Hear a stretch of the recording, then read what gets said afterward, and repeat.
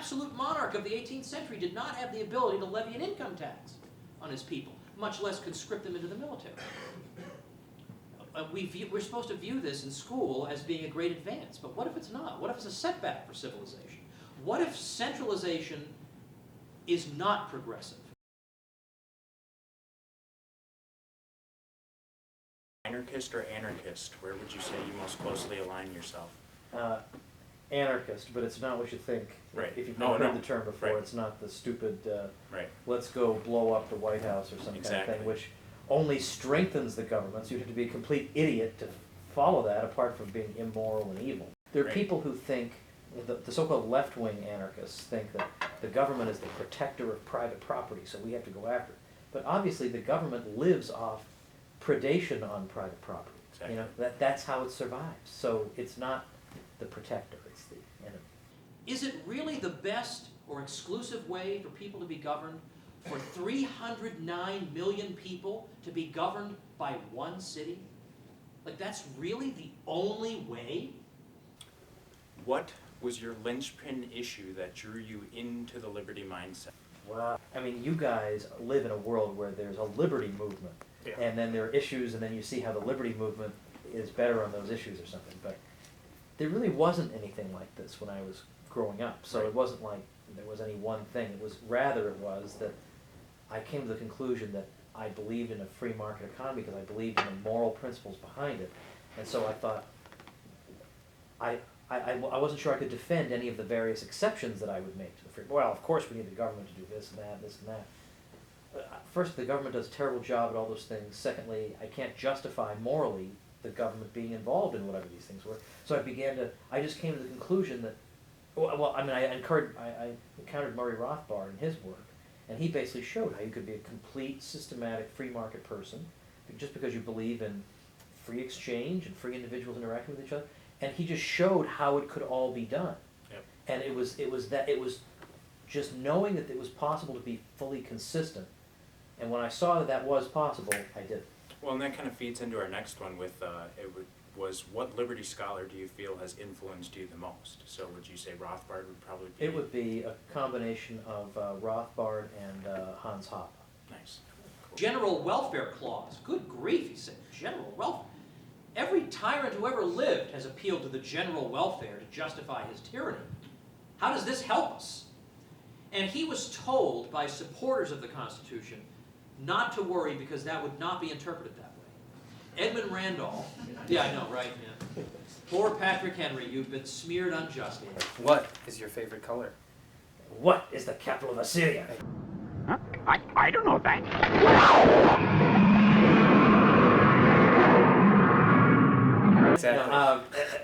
It's red actually, because everybody says blue.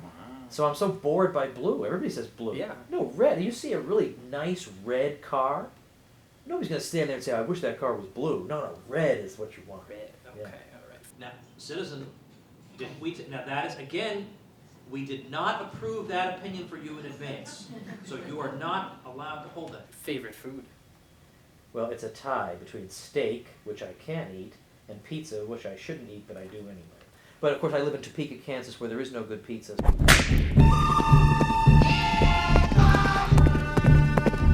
A Tom Woods Liberty Pizza. What are the toppings? Oh, pepperoni and green olive. Oh, The flavors work incredibly well together. okay. So my image for this is that the establishment has printed up for our convenience a 3x5 card with all approved opinion written on it. And if you should stray from that card, heaven forbid, and you hold an opinion that's not officially approved, you will be smeared and condemned, and you're not playing the game, you're not... Don't you know, citizen, that all opinions that you would ever want to hold fall between Hillary Clinton and Mitt Romney? Do you have a favorite album? It changes a lot. It changes a lot. Can we come back to that? Oh, sure. Don't forget Fucking that. think about it. And then later you could splice my answer right back into that spot. Absolutely. And you know what? I'll actually keep the clip of you saying you can splice my answer in, and then you'll come right in. Yeah. Yeah. All right. Just hang on. Just hang on. Just don't go anywhere. Just hang on. Just wait. No, I can't say that. But I don't want people to go listen to this one album and say that's his favorite of all possible albums. I don't know. All right. So favorite album. All right. Favorite album. All right. So now this will be spliced back in. Yep. Okay. Actually, you don't even know that. Tom, reference, do you? what is your favorite album? Yeah, there we go. That was from Wayne's World. Dang. all right, So, all right. You're with Got me. it. Yeah. All right. Maybe one of them right now is it's a group that most of you people won't have heard of because people have bad taste in music, I think. But it's Porcupine Tree. They are the best band you've never heard of. Porcupine Tree. Go look them up. So maybe Stupid Dream. That's a pretty good album. Stupid Dream. And then I'm cheating, but from 1973, A Passion Play by Jethro Tull. Oh. It's one long song, the whole album.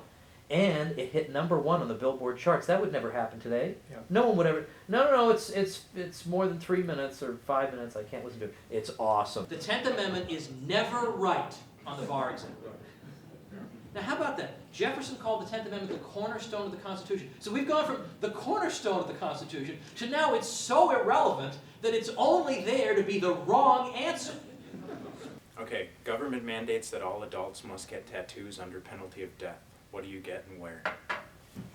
Oh, this is ridiculous. It only gets tattoos. better from here. When I'm 70, I'm going to look ridiculous with a tattoo. Hey. You're never going to be that's- 70, that's man. what- that's- Yes, I am. that's what What would I have on me?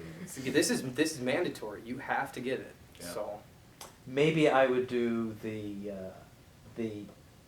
AC flag. There we go. Yeah. Okay. Something like Good that. answer. Good. The Sahara Desert runs out of sand due to central planning. How many windows need to be broken to replenish the supply? All right, I don't know. Neither do I. And then I was just reading a story, and in this story, they referred to penny candy. And that just seems silly to me. Penny candy. We all know a penny doesn't buy anything. And my little Regina said, yeah, thanks to the Fed.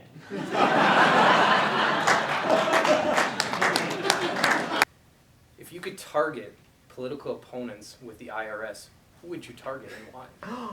No. I would absolutely refuse to do it. Refusing. Yes. there we go. If there was a Thomas Woods tax, what human action would it impede? All right, now let's assume that. All right, this is just for fun. We all know I don't favor this stuff, because the question is really asking me what kind of things drive me insane.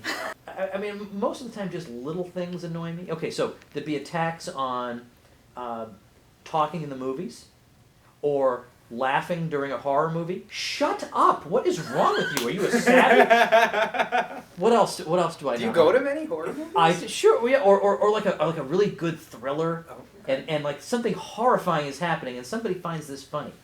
Well, yeah, would you find it funny if I started smacking you around? I don't think so. Okay, people saying supposedly. Yeah. Okay, that Or Pacifically. That's I another have big never one. heard that. Yes. Oh, and also finally, anybody who says or anybody who writes down I should have done that should be killed immediately. Yeah.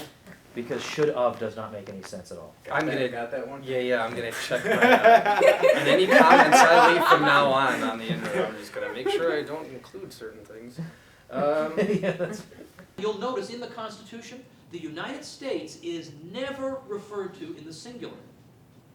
It's always referred to in the plural, to emphasize that the United States is not one giant blob. The reason that the United States is venerable to many people is not that it's one great big thing. It's that it's a collection of societies, self-governing societies. That's what it's supposed to be. You're appointed to an Obamacare death panel. Which sick members of society get cut? Who buys the farm first? Oh, you guys are asking me. First, you're asking me which people would I take their property from, and now you're asking me. I told you this would be Which like people would I execute? unlike anything you've ever done before. No, I guess it wouldn't be executed. It would just simply be You're I'm just the not bureaucrats giving- shuffling the papers. Yeah.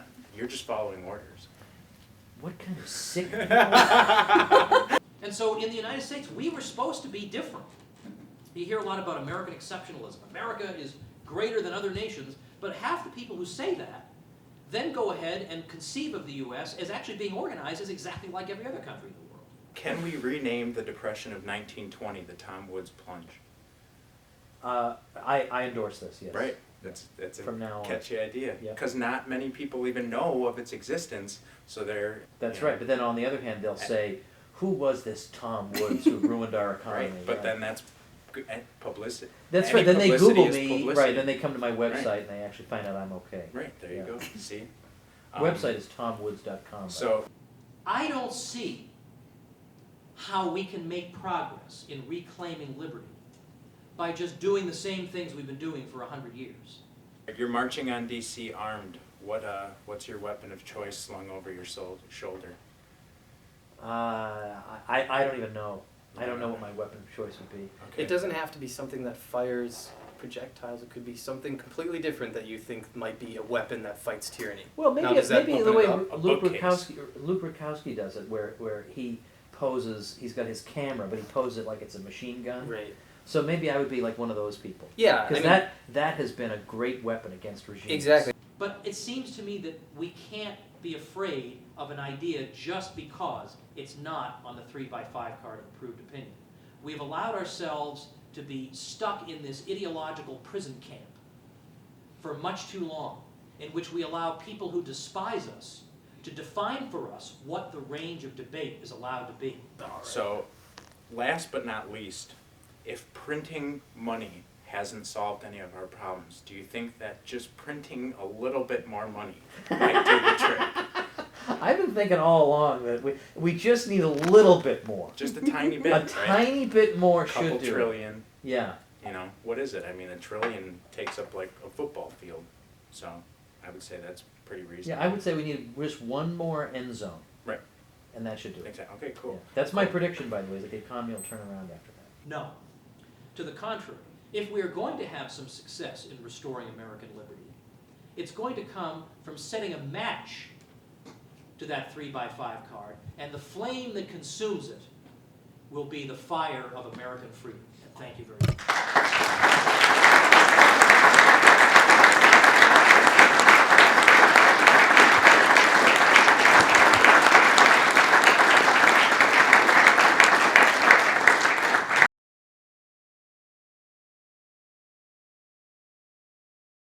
All right, so I have a website, tomwoods.com. You go to that site, I got a blog, I write about stuff, all that. But I also have a little e-letter, and it doesn't cost you anything, and I don't sell it to people or anything like that. But the reason you got to sign up for it is not just that I give away free books to people who are on the list and whatever, but I am sick and tired of like coming to Milwaukee, for example, and I post it on Facebook, and I post it on Twitter, and it's on my YouTube, and I'm hosting the Peter Schiff Show, and I say I'm going to be in Milwaukee. And I say this over and over and over again, and then I post on Facebook, oh, I had a great event in Milwaukee, and I get 10 people saying, why didn't you tell us you were coming to Milwaukee? Get my e-letter. Yep. Okay, so I don't, because you're killing me. And then the other thing is, if you like anything that I've ever done, if you like a book that I wrote, or you thought I told a funny joke on YouTube, or you like this crazy thing that we just did here, then as a personal favor to me, visit libertyclassroom.com. Okay, just as a personal favor. Just look around, see what you think. And if you want a discount on it, just send me an email and I'll send you a coupon code. Nice. There you Cool. go. Right. Well, this is exactly what it's going to be like. Well, Bob Murphy and I are doing a live show in New York. Do you know about this? No. No. I heard Yeah. rumblings. Yeah. Well, I've been trying to post it on Facebook, but it won't get onto people's feeds. So Oh, okay. I keep Weird. trying. You got to visit my Facebook page manually to see my Right. stuff. But we're doing the Zombie Returns in New York. Awesome. Yeah, we got the whole thing planned out though. The order of events and okay. So now while I'm getting on the zombie makeup, you'll be doing your talk, and then so we have no idea how this is going to go. Yeah. Right. We haven't written it yet. We have no idea how this is going to go, and it could either be the most awesome thing in the world, or it could be the biggest bomb